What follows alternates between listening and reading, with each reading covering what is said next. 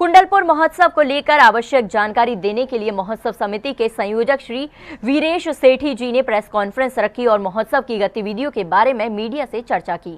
16 अप्रैल को कुंडलपुर में होने वाला आचार्य पद पदारोहण महोत्सव आयोजक समिति के लिए चुनौती का विषय बन चुका है। इसमें सहभागिता करने वाले लाखों लोगों की व्यवस्थाओं और आयोजन से जुड़ी जानकारियां एक प्रेस वार्ता के माध्यम से महोत्सव समिति के संयोजक श्री वीरेश सेठी जी ने दी। इस महान तीर्थ स्थली में आचार्य गुरुदेव विद्यासागर जी महामुनिराज की तपोस्थली में परम पूज्य गुरुदेव के रिक्त हुए आचार्य पद के पदारोहण पर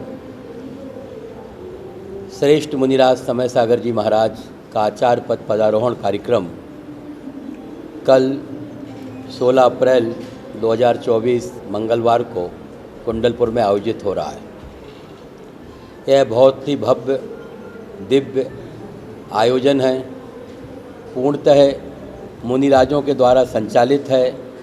जैन आगम में जो इसकी पद्धति और विधि बताई गई है उसके अनुसार सारी क्रियाएं हो रही है। आयोजन के समय और रूपरेखा बताते हुए श्री सेठी जी ने बताया कि ये एक दिन का आयोजन है। हमें जो जानकारियां मिल रही हैं उसके अनुसार संपूर्ण भारतवर्ष से 5 से 6 लाख के श्रद्धालु इस कार्यक्रम को देखने के लिए पहुंच रहे हैं। यह कार्यक्रम एक दिवस का कार्यक्रम है, इसलिए अधिकांशतः जनता प्रातःकाल कुंडलपुर पहुंचेगी और रात्रि तक वह वापस हो जाएगी।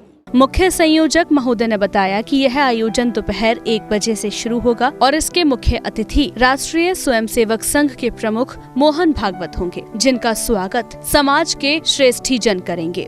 दोपहर में 1 बजे प्रारंभ हो जाएगा। इस कार्यक्रम में हमारे मुख्य अतिथि राष्ट्रीय स्वयंसेवक संघ के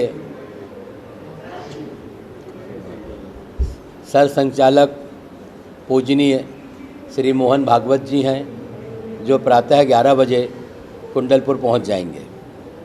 कुंडलपुर उनके आगमन पर हमारे भारतवर्ष से जो श्रेष्ठी आए हुए हैं, हमारी इस राष्ट्रीय समिति के जो अध्यक्ष हैं आदरणीय अशोक पाटनी जी, श्री राजा भाई और भी सारे श्रेष्ठी हैं, वे उनका स्वागत करेंगे। उसके पश्चात पूजनीय मोहन भागवत जी बड़े बाबा के दर्शन करेंगे। ज्ञान साधना केंद्र में जहां हमारे गुरुदेव विराजमान हैं, जो हमारे नवीन आचार्य होने वाले हैं, उनके दर्शन कर उनका आशीर्वाद लेंगे। श्री सेठी जी ने बताया कि हमारा मुनि संघ ज्येष्ठ श्रेष्ठ मुनिवर के साथ जुलूस के साथ कार्यक्रम स्थल पहुंचेंगे। हमारा मुनि संघ श्रेष्ठ और ज्येष्ठ मुनिराजों के साथ एक भव्य जुलूस के साथ कार्यक्रम स्थल के लिए रवाना होगा। मुनिराजों के साथ सारे श्रेष्ठी लोग और जो भी श्रद्धालु पूरे भारतवर्ष से आ रहे हैं, उनके साथ पंडाल की तरफ ही जाएंगे। आगे मुख्य संयोजक महोदय ने बताया कि आयोजन के लिए जो पंडाल बना है उसका नाम आचार्य विद्यासागर मंडपम है, जिसकी क्षमता 1.5 से 2 लाख लोगों के बैठने की और चारों तरफ से खुला होने के कारण सभी उपस्थित लोग महोत्सव देख सकेंगे। आगे के कार्यक्रम की रूपरेखा क्या होगी, ये भी श्री वीरेश जी ने बताया। एक बड़ा विशाल पंडाल है।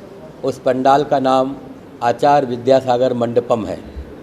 उस मंडपम की क्षमता 1.5 से 2 लाख व्यक्तियों को बैठने की और चारों तरफ से खुला रखकर खड़े होकर देखने की है। मुनि संघ जैसे ही आचार्य विद्यासागर मंडपम के समक्ष पहुंचेगा, वहां पर बाहर ध्वजारोहण का पहला कार्यक्रम होगा। ध्वजारोहण हमारे जो मुख्य पात्र हैं, मुख्य अतिथि हैं, उनके द्वारा होगा। ध्वजारोहण के कार्यक्रम के बाद मंडपम आचार्य विद्यासागर मंडपम का उद्घाटन होगा। उस उद्घाटन के बाद हमारे मुनिराज मंच पर विराजमान होंगे और मुख्य अतिथि जिनका भी मंच पर स्थान है मुख्य रूप से, वो वहाँ पर विराजमान होंगे। आरिका माताएं जो हमारे चतुर्विध संघ का हिस्सा है, मुनि आरिकाएँ अलग छुल्लक, ये सभी अपने अपने स्थान पर विराजमान होंगे और मंच के कार्यक्रम का प्रारंभ होगा। आयोजन में सहभागिता करने वाले मुख्य अतिथि सहित अन्य कई महत्वपूर्ण लोगों की उपस्थिति के बारे में भी उन्होंने बताया। पूजनीय डॉक्टर मोहन भागवत साहब, मध्य प्रदेश के मुख्यमंत्री श्री मोहन यादव जी, भारतीय जनता पार्टी के राज्यसभा सदस्य श्री नवीन जैन आगरा, ये अभी मुख्य अतिथि के रूप में पहुंच रहे हैं। इस कार्यक्रम की एक और विशेषता है, संपूर्ण जैन समाज की 5 महान मुख्य समितियां हैं जो पूरे भारतवर्ष की जैन समाज का प्रतिनिधित्व करती है। विद्वत परिषद है जो विद्वानों का प्रतिनिधित्व करती है। तीर्थ क्षेत्र कमेटी है जो तीर्थ क्षेत्रों का सम्मेद शिखर, गिरनार सभी जगह का प्रतिनिधित्व करती है। तो तीर्थ क्षेत्र कमेटी के राष्ट्रीय अध्यक्ष, महासमिति के राष्ट्रीय अध्यक्ष, विद्वत परिषद के राष्ट्रीय अध्यक्ष, ये सभी इस कार्यक्रम में भाग लेने के पहुंच रहे हैं। ज्येष्ठ श्रेष्ठ निर्यापक मुनिवर को आचार्य पद पर आसीन करने से पहले क्या किया जाएगा, ये भी जानें। ये जो क्षण होगा जब आचार्य विद्यासागर जी महामुनिराज के आचार्य पद पर हमारे नवीन आचार्य विराजमान होंगे, तो उनसे जो विनय की जाएगी, वरिष्ठ मुनिराज उनसे विनय करेंगे इस पद को स्वीकार करने का। जो हमारे श्रेष्ठीगण हैं वो उनसे विनय करेंगे कि इस पद को स्वीकार करें।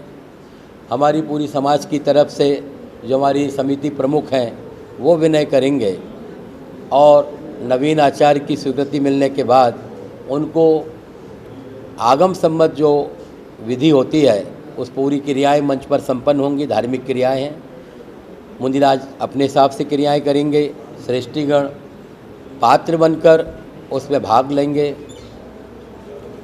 क्रियाएं संपन्न होने के बाद मुनिराजगण, पूजनीय मोहन भागवत जी, समाज के सभी श्रेष्ठीगण जो भारतवर्ष से आए इसके मुख्य पात्र बने हैं, और समिति के जो राष्ट्रीय पदाधिकारी हैं, तीर्थ क्षेत्र कमेटी है, महासमिति है, विद्वत परिषद है, ये सभी लोग विनय करके आचार्य भगवंत को उनके नवीन पद पर पदारोहण कराएंगे। यह मुख्य कार्यक्रम है। नव आचार्य के मंच पर आसीन होने के बाद की व्यवस्थाओं के बारे में भी सुने। जहाँ पर ये पूरी क्रिया संपन्न होगी, नवीन आचार्य विराजमान होंगे, उसके चारों तरफ जो शास्त्रों में विधि बताई गई है और जो मुनिराज हम लोगों को तय करके दे रहे हैं, उसके अनुसार उनके आसन के चारों तरफ 4 स्वर्ण कलश विराजमान होंगे। स्वर्ण कलशों से नए आचार्य की पाद प्रक्षालन होगा।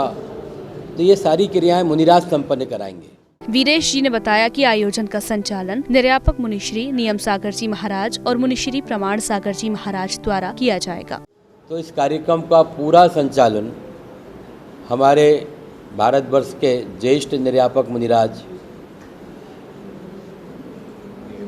पूजनीय श्री 108 नियम सागर जी महाराज और पूजनीय श्री 108 शंका समाधान के जो प्रणेता हैं प्रमाण सागर जी महाराज करेंगे।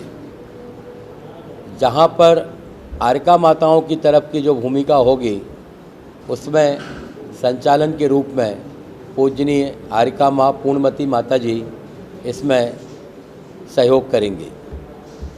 कार्यक्रम का पूरा संचालन हमारे मित्र आगरा से श्री मनोज जैन आए हैं, वो मेरे साथ मिलकर इस कार्यक्रम का संचालन करेंगे। मंच व्यवस्था के बारे में भी मुख्य संयोजक महोदय ने विस्तार से बताया। जो मुख्य मंच है जहाँ पर हमारे मुनिराज विराजमान हो रहे हैं, उसी मंच पर एक योग्य स्थान पर पूजनीय मोहन भागवत जी और हमारे अतिथि और जिन महापात्रों को इस आयोजन में आचार्य पदारोहण के कार्यक्रम में अपनी भूमिका अदा करना है, वह उनके साथ विराजमान होंगे। इनके अतिरिक्त मुनिराज, आरिका, एलक जी और छुल्लक जी ये मुख्य मंच पर रहेंगे और कोई भी इस मंच पर आपको दिखाई नहीं देगा। क्षेत्र कमेटी के अध्यक्ष, पूर्व अध्यक्ष, हमारी कमेटी के राष्ट्रीय अध्यक्ष और कुछ ऐसे लोग जो इस पूरे कार्यक्रम से शुरू से जुड़े हुए हैं, जिनकी उस कार्यक्रम में आवश्यकता पड़ेगी, वो भी उस मंच पर अपने अपने स्थान पर रहेंगे। क्षेत्र कमेटी के अध्यक्ष वर्तमान चंद्र कुमार जी सराफ, पूर्व अध्यक्ष संतोष सिंह जी, ये भी उस मंच पर रहेंगे। भोजन आदि व्यवस्थाओं के बारे में भी श्री सेठी जी ने बताया कि भोजन की समुचित व्यवस्था है। जितना यात्री आएगा सबके लिए प्रातः प्रारंभ हुई भोजनशाला कंटिन्यू चलेगी और सभी को सम्मान के साथ पूरे, जैसी हमारी परंपरा है, 56 भोग बनाकर हम सबको भोजन प्रदान करेंगे और भोजन प्रदान करने का भी पुण्य प्राप्त करेंगे। इसके अतिरिक्त शासन के द्वारा सुरक्षा के हेतु माननीय कलेक्टर महोदय, प्रशासन के द्वारा जो भी अधिकारी कर्मचारी यहाँ पे कार्यरत हैं, सभी लोगों को उनके ही स्थान पर, उनके कैंपों पर हम भोजन के पैकेट बनाकर भोजन पहुँचाएंगे।